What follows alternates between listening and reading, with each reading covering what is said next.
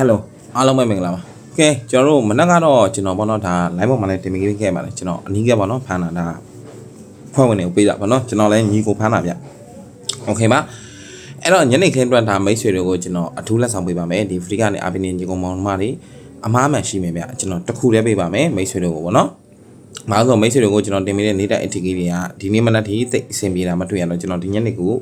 အားအကောင်းဆုံးဆိုတဲ့အရာတခုတည်းလက်ဆောင်ပေးပါမယ်နော်ဒါမိတ်ဆွေတို့ယုံကြည်တော့ကိုယုံကြည်လို့လုံးကြပါအမှားရှိမယ်အမှန်ရှိမယ်50ရာခိုင်နှုန်းဝင်ဗျာနော်တခုတည်းအဲ့ဒါယုံကြည်တဲ့လူတွေလုံးလို့ရပါတယ်ခင်ဗျအဲ့တော့ဒီအင်္ဂါညနေအထွေကျွန်တော်ရွေးချက်ပေးမယ်အရာလေးကတော့ lucky 7ဖြစ်ပါတယ်7ဖြစ်ပါတယ်ခင်ဗျအဲ့တော့ကြိုက်နေတဲ့ဘယ်သူမှဆိုဒီ7ကိုကြိုက်ရင်ကင်မှာ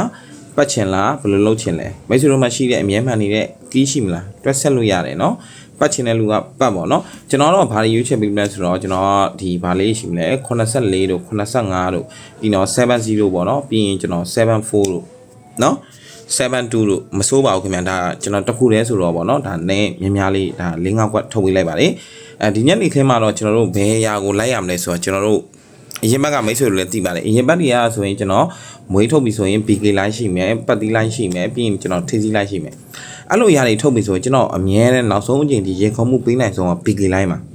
အခုဆိုလည်းဒီ BK လိုင်းဒီအင်္ဂါညနေခင်းဒီဒါပြောရမယ်ဆိုရင်တော့တော်တော်လေးကိုရေခုံရမယ်ညနေခင်းဖြစ်ပါတယ်အရင်ဘက်ကလည်းအဲ့လိုပဲနောက်ဆုံးညနေခင်းကြမှာသူကလုံးဝမှန်ပြီးသွားတယ်ဒီနေ့မှာဆိုလည်းဒီညနေခင်းရောက်မှအောင်မြင်မှုရရှိမလားကြာရှုံးသွားမလားကဲဒီချိန်နဲ့ကျွန်တော်တို့ရင်ခေါ်ရမယ်မွေးပြီးကြယူထားတဲ့လူတွေပေါ့နော်โอเคပါဒါလေးကတော့အားလုံးသိရပြပြတာပါโอเคမနက်ကလည်းကျွန်တော်တို့အနီးကလုံးဝကျွန်တော်ညီကိုဖမ်းမိခဲ့တယ်ပေါ့နော်โอเคပါအဲ့တော့အားလုံးပဲမင်္ဂလာပါအဲ့တော့မွေးပြီးကြလိုင်းနဲ့ရင်ခုန်ခြင်းတဲ့လူတွေပြီးတော့လုံးဝပေါ့နော်ဒီရင်ခုန်ခြင်းကင်းနဲ့အတူဆရာကင်းနဲ့အတူလက်တွဲပြီးတော့ပညာရေးပို့ပြီးရင်ခုန်ခြင်းတဲ့လူတွေလာဖို့ဖိတ်ခေါ်ပါတယ်ဒီညနေအတွက်တော့မြတ်တလက်ဆောင် lucky 7တလုံးနဲ့ချပေးလိုက်ပါလေအဲ့ဒါနဲ့ပတ်သက်ပြီးတော့လည်းကောင်းတို့လူတွေထပ်ပြောပြခဲ့ပါတယ်ခင်ဗျအားလုံးပဲကျေးဇူးတင်ပါတယ်ကျွန်တော်ကင်းလင်းဖြစ်ပါတယ်ခင်ဗျာ